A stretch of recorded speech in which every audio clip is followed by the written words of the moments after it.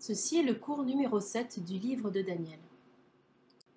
Dans ce cours, nous ferons une transition entre la section historique du livre de Daniel, les 6 premiers chapitres, et les 6 derniers qui forment la section apocalyptique. Cette section du livre de Daniel est très différente dans son style que la plupart des premiers chapitres du livre. En fait, il y a juste le chapitre 2, au début de Daniel, qui est similaire à cette section. Vous remarquerez que le reste de Daniel consiste en 4 visions qui sont chacune datées.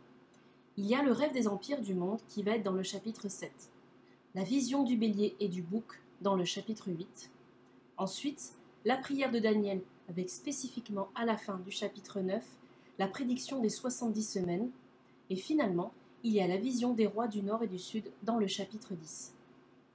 Ça vaut la peine de mentionner que ces 4 visions apocalyptiques ne sont pas dans une séquence chronologique avec le reste du livre de Daniel. Donc si vous regardez au premier verset du chapitre 7, vous remarquerez que le rêve de Daniel des 4 bêtes se passe la première année du roi de Belchassar de Babylone. Ça veut dire qu'on le place, du moins chronologiquement, avant Daniel chapitre 5. Ensuite, si vous regardez au chapitre 8, vous remarquerez que cette vision se passe la 3e année du règne du roi Belchassar de Babylone. À nouveau, ça placerait l'histoire avant le chapitre 5, du moins dans la chronologie du livre. Le chapitre 9 commence avec la prière de Daniel et sa vision des 70 semaines, et il dit que ça se passe la première année de Darius, le fils d'Assuérus de la race des Mèdes. Le fils d'Assuérus va placer la vision plus tard dans le livre de Daniel, quelque part après le chapitre 6, et puis finalement, le chapitre 10 du livre de Daniel, qui est la dernière vision et la plus longue, puisqu'elle est répartie sur 3 chapitres. Cette vision en particulier se passe la 3e année de Cyrus, le roi de Perse, qui était le dirigeant des Perses lorsqu'ils ont pris le pouvoir sur l'empire babylonien. Donc, alors que nous regardons à ces 4 visions apocalyptiques, nous regarderons aux sections du livre de Daniel qui sont dans un genre qu'on appelle typiquement apocalyptique. C'est un genre qui a considérablement de symbolisme. Il a beaucoup de mentions de tensions entre le peuple de Dieu et les puissances du mal dans le monde, et il annonce l'apogée de la fin des temps. En parlant de cela, j'aimerais revisiter une fois de plus la nature de la littérature apocalyptique et sa relation avec Daniel. Alors qu'on arrive à la fin de l'Ancien Testament, nous avons bien sûr des oracles des prophètes du 8e, 7e et 6e siècle, des prophètes post-exiliques, et dans les messages des prophètes, en particulier ceux qui vécurent avant l'exil, ils n'ont pas seulement prédit la venue de l'exil comme un jugement juste de Dieu sur les nations d'Israël et de Juda, mais ils ont également prédit une restauration sans précédent du peuple de Dieu à la fin de l'exil. Jérémie prédit que l'exil durera 70 ans et que le peuple d'Israël serait restauré. Mais pas seulement Jérémie. Tous les prophètes parlent du rassemblement d'Israël, de leur retour à la terre, et en association au rassemblement d'Israël, il y avait ces promesses merveilleuses et fantastiques que les prophètes avaient dit, que l'Esprit du Seigneur serait déversé sur son peuple et il y aurait la paix parmi les nations. Les nations feraient de leurs épées des socles, la connaissance de Dieu remplirait la terre comme les eaux couvrent la mer, et l'administration du roi messianique de Dieu viendrait. Et toute la terre serait d'un seul corps et d'un seul esprit pour adorer. Ils viendraient à Jérusalem et ils adoreraient le roi, le Seigneur des armées. Une partie s'est réalisée avec le retour des Juifs de Babylone sous Zorobabel, puis sous Esdras et Néhémie, et tous ceux qui sont revenus pour reconstruire le temple et la ville de Jérusalem. Cependant, un certain nombre des promesses ne s'est pas passé à ce moment. Par exemple, il n'y avait pas de roi davidique qui ne s'éleva. La promesse qu'il y aurait un fils de David qui viendrait et qui régnerait sur le peuple d'Israël dans la restauration ne s'est simplement pas passée. Jérusalem n'est pas devenu le centre d'adoration pour le monde. Les nations ne sont pas venues à Jérusalem pour adorer le Seigneur, et donc il y avait beaucoup de questions sans réponse et des attentes non réalisées qui devaient se passer dans la restauration. Alors qu'on arrive à la fin de la période de l'Ancien Testament, entre le prophète Malachie et le début des évangiles dans le Nouveau Testament, il y a une longue période d'environ 4 siècles. C'est parfois appelé les années de silence. Ce n'était pas le silence parce que rien ne s'était passé, et ce n'était pas silencieux parce que personne ne parlait. C'est simplement appelé les années de silence parce qu'il n'y avait pas de prophètes comme les prophètes qu'on retrouve dans l'Ancien Testament. Il y avait cependant des écrivains apocalyptiques qui tentèrent de décrire ce qui se passera à la fin des temps. Et parmi ces apocalypses, il y avait un certain nombre d'œuvres que j'ai mentionnées dans le 2e cours, comme les livres de 1 et 2 Enoch, ou des livres comme 2 Baruch, et plein d'apocalypses comme l'Apocalypse d'Abraham et l'Apocalypse d'un certain nombre de personnes célèbres de l'Ancien Testament. Ce n'est pas qu'ils ont écrit ces œuvres, mais ils les ont écrits avec ces noms attachés. Puis, bien sûr, à la fin de cette période, il y a le début des évangiles avec l'arrivée de Jésus-Christ. Jésus a préparé ses disciples pour le cours du temps, et il leur expliqua que le temps continuerait jusqu'à son retour sur terre. La raison pourquoi je parle de ce sujet encore une fois, même si on en a déjà parlé pendant le deuxième cours, c'est que lorsqu'on arrive aux visions apocalyptiques du livre de Daniel, ceux qui suivent le point de vue des Maccabéens, qui est donc le point de vue standard d'interprétation dans la plupart des universités, disent que le livre de Daniel appartient à ce genre littéraire. Il n'appartient pas au VIe siècle avant Jésus-Christ, mais au IIe siècle avant Jésus-Christ, avec toutes les autres œuvres apocalyptiques. Bien que nous respectons les érudits qui ont ce point de vue, nous sommes plus à l'aise à dire que le livre de Daniel vient du VIe siècle et qu'il n'est pas totalement une œuvre apocalyptique, bien qu'il contienne un certain nombre de visions apocalyptiques. Ici, la question posée est: est-ce que le livre de Daniel est une vraie œuvre apocalyptique? C'est certain que certaines parties du livre de Daniel sont dans le style apocalyptique. Les chapitres 7 à 12 correspondent très bien à ce genre, tout comme la majeure partie du chapitre 2.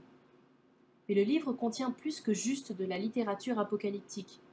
Il contient également des narrations historiques. Des narrations qui racontent Daniel et les 3 jeunes gens qui vont de Jérusalem à Babylone, des narrations concernant Nebuchadnezzar, des narrations sur les jeunes gens qui font face à la tentation et la pression de se conformer aux voies païennes. Ceux qui prennent le point de vue des Maccabéens pensent que c'est écrit par un juif inconnu dans les années 160 avant Jésus-Christ. Ils n'acceptent pas une date plus tôt pour le livre de Daniel, mais personnellement je vais accepter la date plus tôt, celle du VIe siècle avant Jésus-Christ.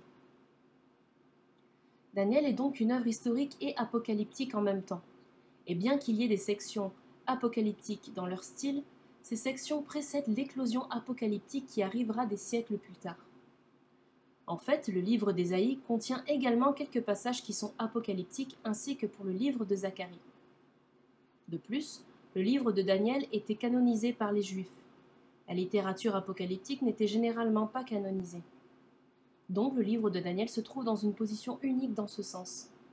En ayant cela en tête, nous avancerons et nous continuerons à regarder aux 4 visions apocalyptiques qui commencent dans Daniel chapitre 7. Dans ce cours, je me concentrerai sur la vision du chapitre 7. En commençant le chapitre 7, c'est important que nous réalisions que ce chapitre utilise une iconographie de créatures composites. C'était utilisé largement dans le monde antique, une stylisation de créatures symboliques faite en partie d'animaux et en partie d'humains. Vous trouverez ce type de style en Égypte, en Assyrie, à Babylone, à Canaan, en Syrie, et plus tard vous en trouverez en Perse également. Je vous ai donné 3 exemples de ce genre de créatures. La première est un génie ailé d'une fresque murale babylonienne, et dans ce cas, vous pouvez voir qu'il a le corps d'un homme, mais les ailes et la tête d'un aigle. Dans cette représentation en particulier, cette créature spirituelle fertilise le palmier dattier avec un cône et un seau. La main droite tient le cône, la gauche tient le seau, et c'est une représentation typiquement symbolique de fertilisation et du concept de la fertilité qui était très répandu dans le monde antique, et qui est particulièrement incarné dans ce génie. Ces fresques murales ont été retrouvées dans divers palaces de Ninive, à Khorsabad et dans d'autres lieux assyriens. Dans l'image du milieu, vous voyez un griffon, un chérubin ou un sphinx. Ce sont les termes utilisés en général pour se référer à une créature avec un corps d'animal mais une tête d'humain. C'est le contraire de celle d'ayant un corps d'humain. Ici, c'est le corps d'un animal. Dans ce cas, la tête ressemble au style de motif égyptien avec une coiffure égyptienne. Le corps ressemble au corps d'un lion ou d'une panthère et les ailes sont les ailes d'un aigle. Et ensuite, bien sûr, d'autres décorations qui font partie de la représentation. Le troisième exemple vient d'un palace de Ninive et montre le corps d'un taureau avec la tête d'un homme et les ailes d'un aigle. Si vous regardez attentivement, une des caractéristiques fascinantes de ces créatures, c'est qu'elles ont 5 pattes. Le but n'est peut-être pas évident, mais il paraît que la raison pourquoi elles sont 5 pattes est que si vous le regardez depuis le côté, vous voyez 4 pattes, et si vous le regardez en face, vous voyez les 2 pattes de devant. Donc ce n'est pas forcément que la créature est censée avoir 5 pattes, mais que peu importe de quel angle vous le regardez, que ce soit de côté ou de face, vous pouvez toujours voir les 4 pattes de la créature. Ce type de créature composite combine les caractéristiques de la puissance, la vitesse, l'intelligence et le statut. Leur but étant d'être des symboles impressionnants de la puissance assyrienne. Sur cette diapo, vous voyez une autre image similaire qui vient de l'Institut de l'Orient à l'Université de Chicago, à Chicago en Illinois. Cette créature composite en particulier vient du palace de Sargon II. Khorsabad a été fouillé en 1929 par des érudits de l'Université de Chicago, et c'est une créature composite énorme qui fait plus de 16 pieds, presque 5 mètres, et pèse plus de 40 tonnes. À nouveau, on voit le corps d'un taureau, les ailes d'un aigle et la tête d'un homme. La tête indique l'intelligence, le corps du taureau indique la puissance, et les ailes indiquent la rapidité. Ici, vous voyez une version perse de ceci. Cette créature date de la fin de la vie de Daniel, ou même après l'époque de Daniel. Cette créature en particulier vient de Suse, en Perse, et elle a à nouveau divers types d'éléments composites. Dans ce cas, on a les pattes arrière d'un aigle, les pattes avant d'un lion, le corps d'un lion, les ailes d'un aigle, mais la tête est la tête d'un bélier avec les cornes d'un bélier. À nouveau, il représente ces divers éléments de vitesse et de puissance que vous trouverez dans d'autres créatures composées. Donc, lorsque vous lisez Daniel chapitre 7, vous lisez le rêve de Daniel avec sa vision d'un lion, un ours, un léopard et une grande et terrible bête. Ces bêtes sont décrites comme des créatures composites. Ce type de créatures dans Daniel chapitre 7 sont tout à fait dans la gamme de l'iconographie qui était généralement acceptée comme représentation symbolique à l'époque de Daniel. Une des choses que presque tous ceux qui interprètent sont d'accord est que la vision de Daniel 2, avec la statue avec la tête d'or, la poitrine et les bras d'argent, le ventre et les cuisses de bronze, et les jambes, les pieds et les orteils de fer mélangés de terre, met en parallèle avec le rêve de Daniel dans le chapitre 7, où Daniel a vu un lion avec des ailes d'aigle, un ours avec une carcasse dans sa bouche, un léopard à 4 têtes et la bête terrible à 10 cornes. Donc, lorsque vous regardez à Daniel 2 et à Daniel 7, les visions sont parallèles. La tête d'or et le lion aux ailes d'aigle sont la même chose, et ça nous aide bien sûr avec l'interprétation, parce que ça veut dire que le lion représente alors Nebuchadnezzar. La première bête doit être Babylone, puisque la tête d'or est Babylone selon le chapitre 2, verset 38. L'ours avec les côtes dans la bouche représente la même chose que la poitrine et les bras d'argent. Le léopard à 4 têtes représente la même chose que le ventre et les cuisses de bronze, et la bête terrible aux 10 cornes représente la même chose que les pieds et les 10 orteils. Au chapitre 2, nous avons posé la question si les 4 couches de l'image peuvent en fait se référer aux 5 royaumes. Ici, nous posons la même question. Est-ce qu'il y a un 5e royaume représenté parmi les 10 cornes? Dans le chapitre 2, l'interprétation du point de vue dispensationel disait qu'il n'y avait pas seulement les 4 couches de la bête, mais que lorsque vous arrivez aux 10 orteils du royaume, vous arrivez à quelque chose qui est séparé chronologiquement du reste de la bête par plusieurs siècles et qui va jusqu'à la fin des temps. Les dispensationalistes vont prendre le même point de vue dans Daniel chapitre 7 en disant qu'il y a 4 bêtes. Le lion, l'ours, le léopard et la bête terrible. Et que les 10 cornes de la bête représentent une extension de la bête jusqu'à la fin des temps. Que c'est encore dans le futur pour nous aujourd'hui. C'est vrai que dans le chapitre 7 au verset 17, ça parle spécifiquement de 4 grandes bêtes et que ces 4 bêtes sont 4 royaumes.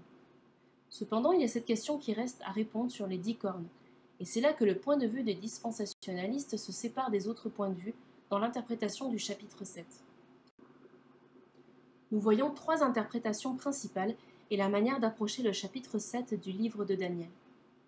Le point de vue des Maccabéens, qui est plutôt monolithique à l'université, est similaire au chapitre 2 en se référant aux années 160 avant Jésus-Christ, et ils vont interpréter les 4 bêtes comme les royaumes, commençant avec Nebuchadnezzar jusqu'au temps du reste de l'Empire grec d'Alexandre le Grand.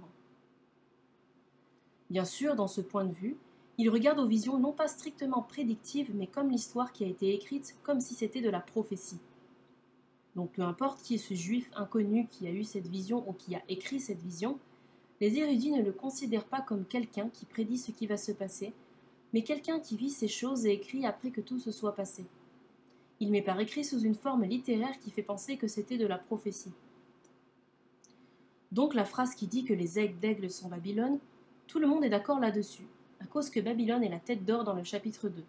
Donc c'est le lion dans le chapitre 7. Quant à l'ours avec les côtes dans la bouche, les Maccabées comprennent qu'il s'agit du royaume de Mède. Le léopard à 4 têtes correspond à la Perse et la bête aux 10 cornes à la Grèce.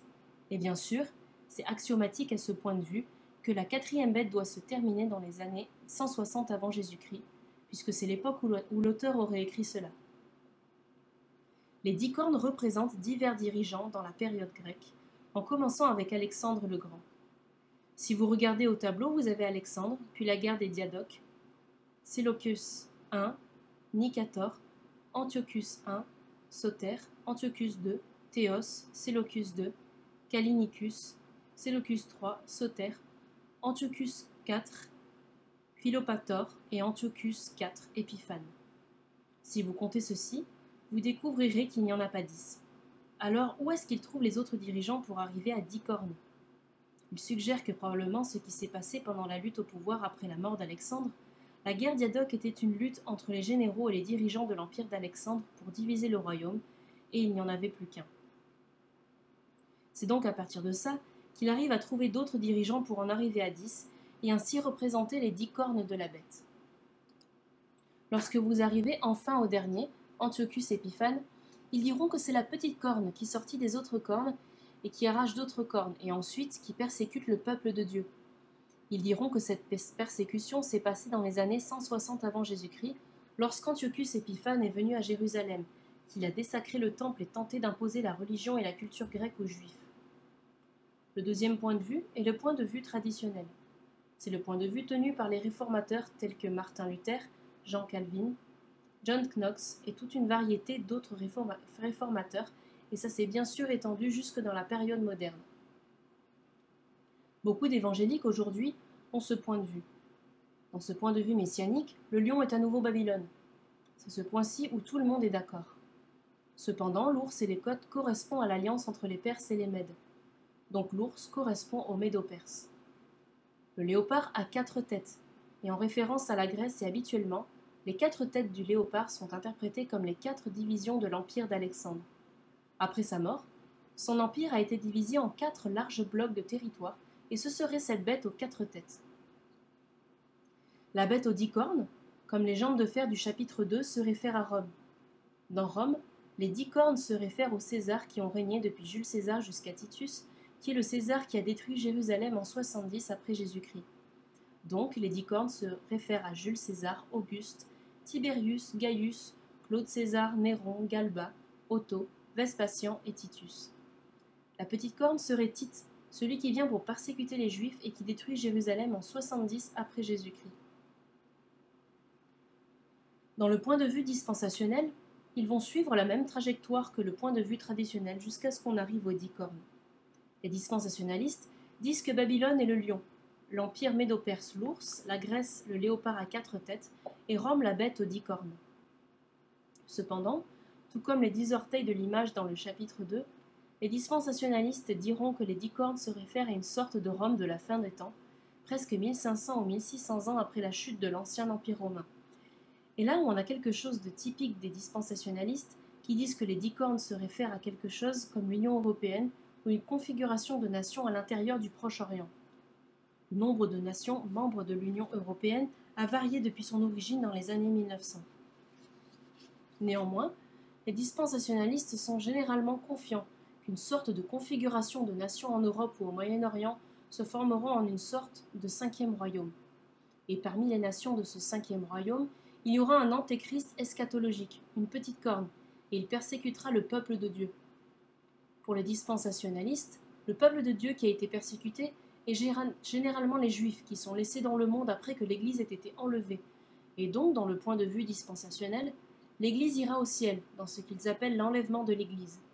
Cependant, l'Église continuera pendant une période de temps et pendant ce temps, Dieu retournera à son peuple juif.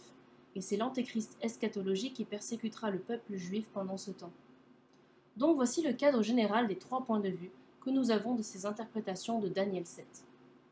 Dans cette diapo, j'aimerais me concentrer en particulier sur l'interprétation de la 4e bête, parce qu'il y a aussi quelques différences. Dans le point de vue maccabéen, comme je l'ai déjà dit, la petite corne se réfère à Antiochus Épiphane dans les années 160 avant Jésus-Christ. Spécifiquement, l'expression « pendant un temps, des temps et la moitié d'un temps » se réfère aux 3 ans et demi où le temple a été profané par Antiochus Épiphane. Au début de la guerre juive, de l'oppression des Juifs par les Syro-Grecs qui amena aux guerres juives des Maccabées, Antiochus Épiphane entra dans Jérusalem et profana le temple. Il éleva une statue de Zeus dans le lieu saint du temple et interdit la circoncision. Il interdit la lecture de la Torah et en fait, il brûla les rouleaux de la Torah. Il interdit aux Juifs de participer à l'adoration au temple, et donc cette période de 3 ans et demi, un temps, des temps et la moitié d'un temps, dans le point de vue maccabéen, est ce qui est décrit dans Daniel chapitre 7.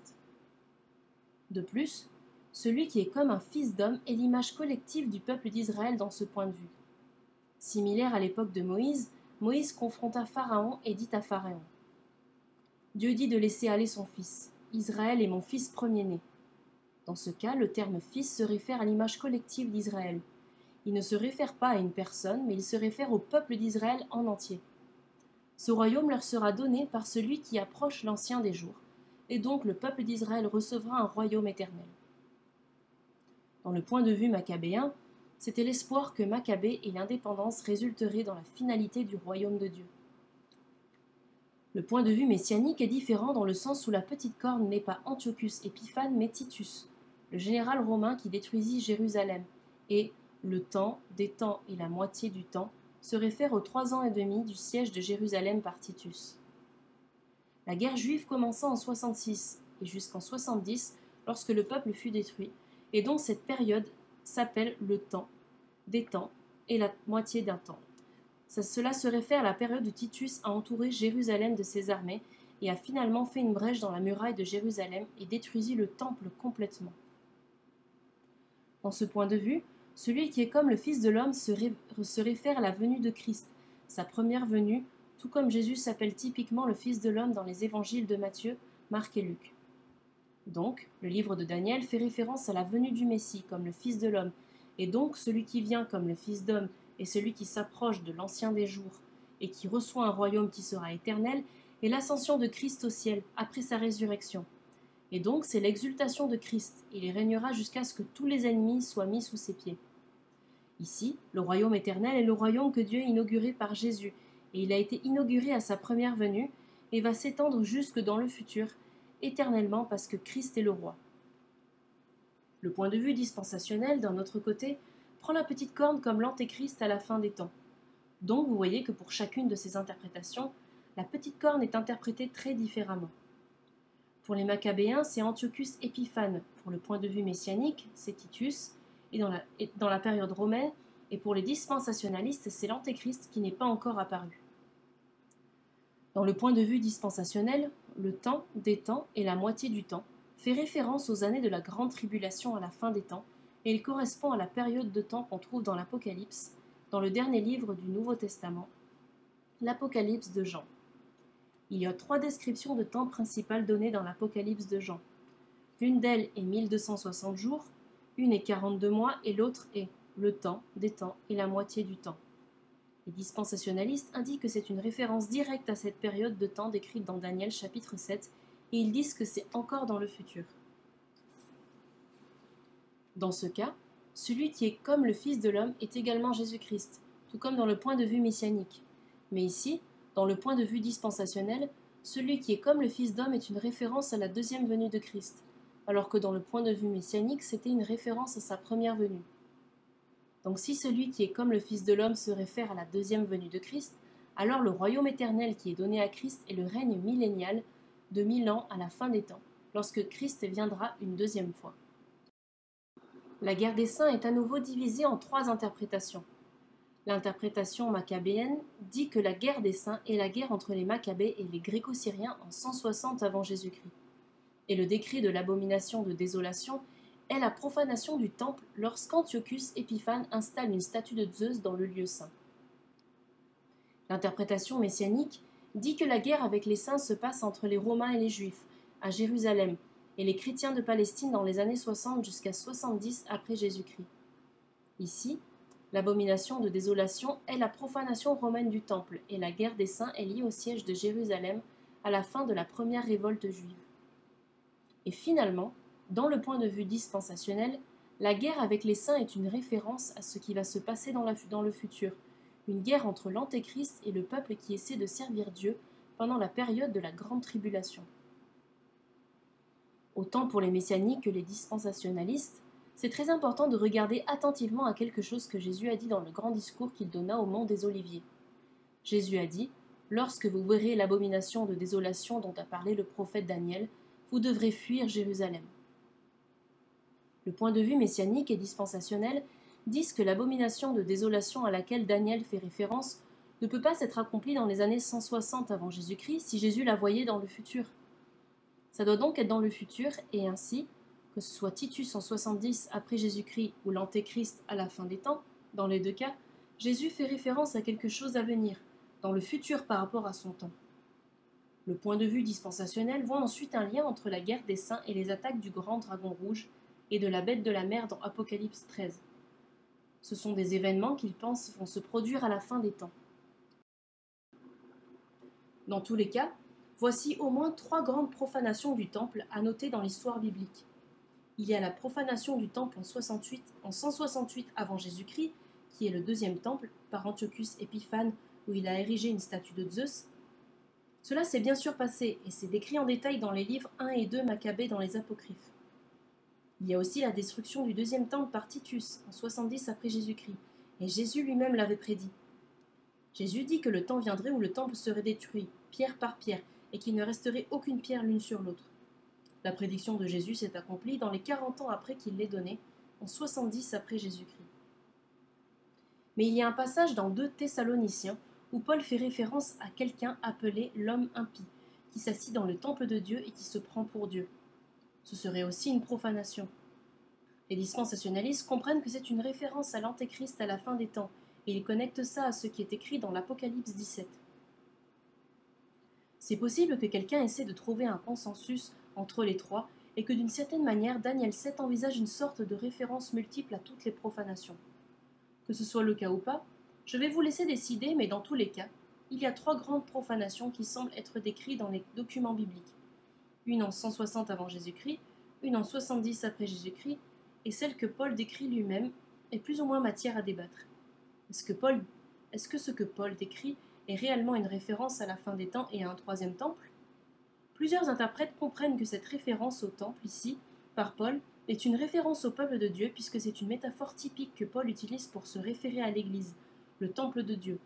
Et si c'est vrai, alors l'idée d'une structure physique à la fin des temps est plus un point discutable.